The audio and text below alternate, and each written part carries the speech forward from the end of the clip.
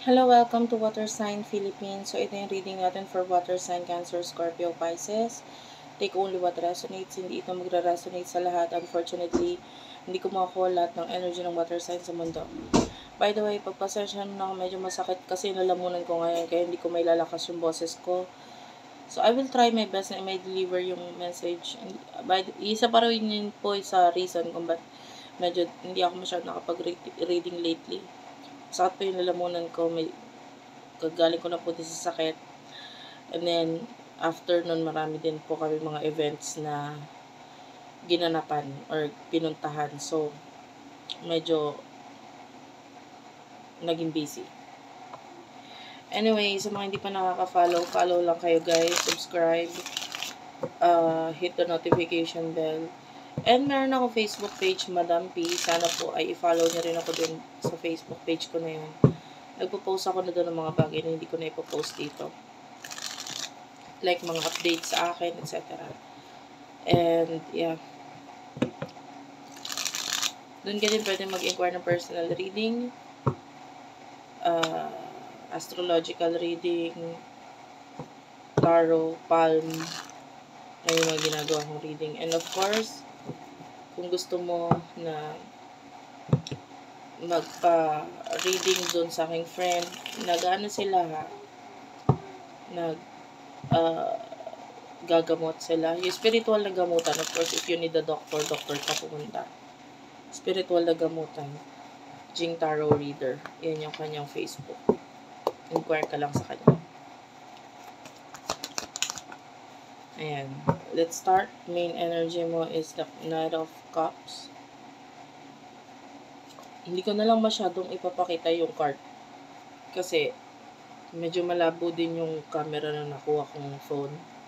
Or gamit kong phone ngayon. Ayan. Kung ayaw mo ng ganitong klaseng reading, pwede ka mag-next video. Medyo mahigpit kasi si YouTube ngayon. Ayaw niya ng halos pareho lang yung... Hindi naman ayaw, pero ang tagal niya bago i-approve yung mga video na, for example, laging puro ganun yung setup. Akala nila inuulit-ulit yung video, so medyo mahigpit sila sa ganun. At tagal nila bago i-accept yung video or i-approve. So, yeah. Kaya more on, itatry natin ang mukha lagi yung ipakita ko. Pero kung ayaw mo ng ganun, pwede kang mag-next video, naglipat ng channel, or check mo yung ibang na-upload ko na video, maaaring doon ka makakuha ng message. Knight of Cups, so you have a lot of things to offer. Pagdating sa friends, I mean, I get this feeling na hindi mo kailangan maghabol ng kaibigan at saka hindi ka naman titipo ng ganun talaga. You have a lot of things to offer pagdating sa friends, but there's a particular, maybe a friend na gusto mong bumalik sa buhay mo because nakakita ka ng growth dito sa person na to and gusto mo makipag-reconcile sa kanya. Maybe yung iba sa inyo may kinalaman sa money, finances, or yung iba relasyon, connection, love-related. And maybe this is a particular friend, nakikitaan mo na gusto mo makipag-reconcile, makipagbalik dito sa person na to kasi nakikitaan mo na maybe you love the person. Yung iba, kung hindi love-related nga, money, pwedeng nakikita mo yung friend mo na ito na gusto mo sa kanya bumalik kasi mas nandun yung growth sa kanya, yung stability.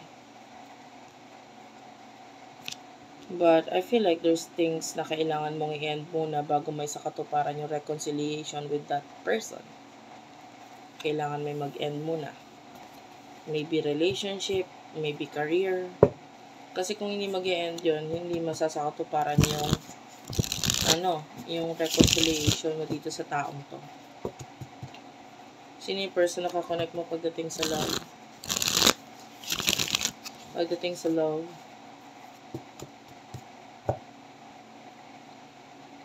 Hindi ko alam kung may alaga pa kayong pusa or what. Or mahilig ka sa animal. Mahilig ka sa, particularly a cat. This could be a reading.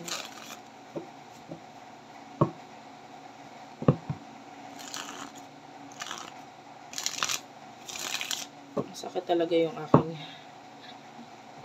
Masakit talaga yung lalamunan ko, guys. Honestly, hindi ko alam kung naririnig mo ako ng ayos. Sana naririnig mo ako ng ayos.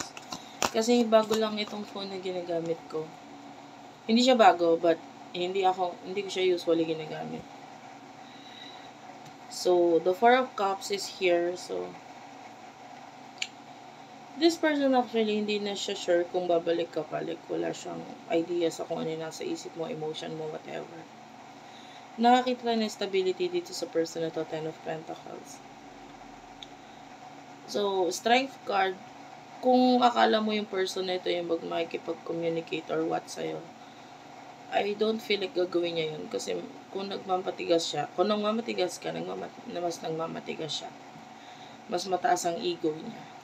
The Hierophant is here. So, you could be dealing with a teacher or a mentor. The Ten of Swords, so pwede nagkaroon ng ending sa inyo nitong person na to. Alam mo kung marami ka natututunan sa kanya, I don't see why you left. Hindi ko alam kung bakit mo piniling umalis, iwan itong taong to. Marami ka namang growth na na-experience sa kanya. Maybe yung iba masyado nagmadali, gusto ng malakihang growth, etc. Whether sa love or sa money. So, masyado ka nagmamadali, yun yung rason kung bakit nawala yung taong to. Pero sayang, kasi nakakita tayo na talagang marami siyang maituturo sa'yo. Emotion ninyo sa isa't isa.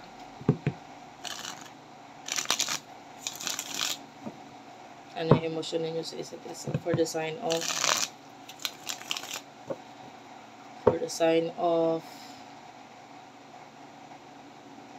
ano to? Water sign. Ulyanin talaga ako, guys. Pasensya nyo na. Kahit po bata pa ako, how I wish, no? Mukha lang ang bata. Yung iba tingin sa akin mukhang bata. Kahit sa personal, medyo tingin nila, akala nila bata ako. Pero, medyo may edad na rin po ako, no? Four of Pentacles, Knight of Pentacles, Taurus, Virgo, Capricorn, Seven of Wands, and the Empress, the Ace of Cups. Ina-admire mo yung person na to, pero lahat yun nakatago, and yung iba, there's love na involved. Ace of Cups, mahal may tao, pero ang dami mong dapat kaharapin, or kung magte-take ka ng risk, hindi lang simpleng risk yung iti-take mo, so medyo may pag-iisip regarding sa'yo. Pero you really want to offer a lot dito sa person na to. Alam mo, gusto mo yung tao kasi willing kang gumastos sa kanya, willing kang bilhin kung ano yung mga kailangan niya, or kung ano yung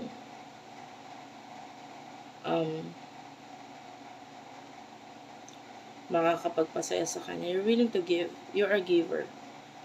The more na nakakapagbigay ka, at nakikita mo natutuwa yung pinagbigyan mo, na-appreciate nila yung binibigay mo, the more na masaya ka sa nagbibigay ka kahit walang natitira sa'yo. And, yeah, you really do like this person. Yung iba may love na involved, so mahal mo yung tao. So, hindi mo naman ibibigay mga bagay na yun kung hindi mo siya mahal. So, meron ka mga binigay sa kanya. Emotion niya para sa'yo, Queen of Cups, the Ace of Wands, Aries, Leo, Sagittarius, Cancer, Scorpio, Pisces.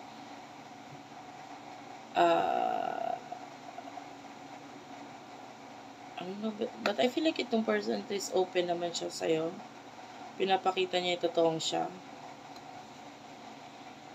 Sa inyong dalawa, ikaw yung mas nakikita natin nagtatago ng emotion. So, itong person na to, there's a lot of love mula sa kanya. Kung walang love na involved, yung iba kasi money lang itong usapan niya. Itong person na to, pwedeng naging open siya regarding sa mga new beginnings na naisip niya regarding sa inyong dalawa.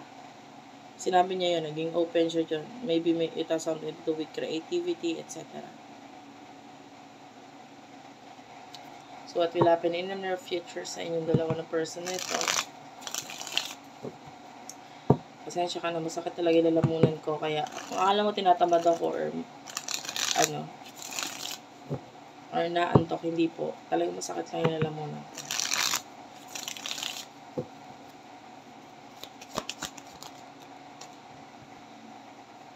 Para doon sa ibang naka-follow sa akin sa page. Ayan, makikita nila doon. May mga pinopost ako ng mga kanta doon. Kinakanta ko, of course, vocalista ako ng bandang Sibol, pero hindi yun tinake ngayon, ha. Nag-explain lang ako. Matagal na siyang tinake. So, ngayon lang siya na ipopost. Okay, Temperance, this is Sagittarius energy. Queen of Pentacles, Page of Cups, Cancer, Scorpio, Pisces. Yeah, actually, tinry ko mag-take ng video kanina. May kinalaman sa kanta kaya sakit talaga eh. Six of Swords. Ano to?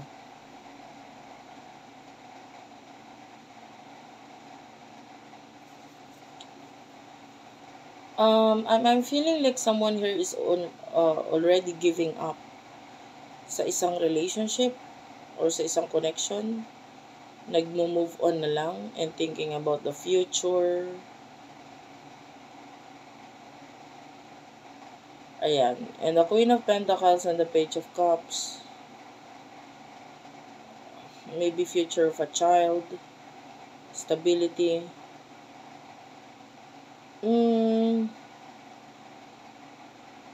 You need to balance yourself. Hindi ka kasi, you're a kind of person na parang kailangan mo ng happiness. Hanggat hindi ka nagiging masaya sa isang bagay, yung iba sa inyo, mapapagod at mapapagod ka rin eh.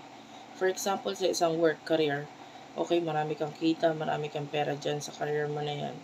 Pero hindi ka happy kasi, nga, may pera ka nga, pero at the end of the day, wala kang kaibigan kasi, etc., etc., maraming bawal, ganito, ganyan, wala din yung mga kaibigan mo. So, you need to balance yourself.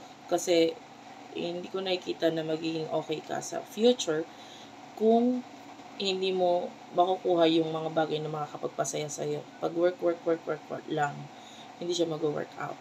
Okay? And of course, pag puro naman kaibigan, walang work, alam mo naman mangyayari, di ba? Walang pera din, hirap yon. Kailangan balance lang.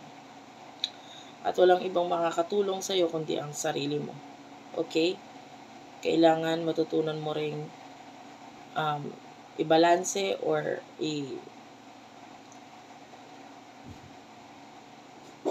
give time for yourself. And yun yung magbibigay ng stability, growth para sa'yo. Kung gusto mo ng growth, kasi kita natin gusto mo ng growth eh. Magkakaroon ka ng growth pag masaya ka sa ginagawa mo. Thank you for watching. I love you all and bye-bye.